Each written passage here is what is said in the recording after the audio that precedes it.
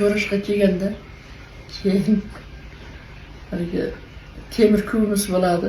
Shunda kuv pishaman deb o'zimchalik qilganman-da.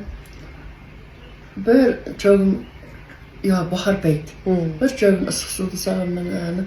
Kuvni pishayapman qo'lda. Hech may tushmaydi. Keyin bir vaqt Abul Qasim aka o'tib qoldi maktabga. Men abitdagi o'qiyman-da, abitgacha pishib ketaman deb o'ylaganman. Keyin qizim, nima qilyapsan deb haligi qildi. Kuv pishyapman dedim.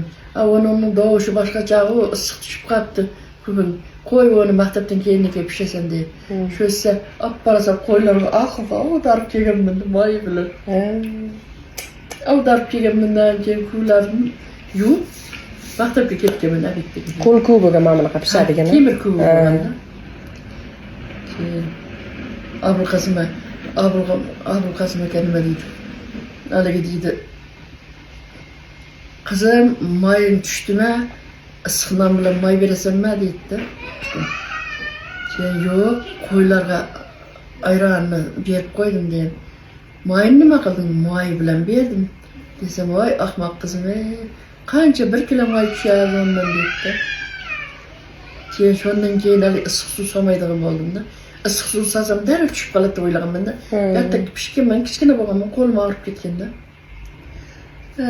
Bizning yoshlik davrim shunaqa bo'lib o'tganda bo'lam.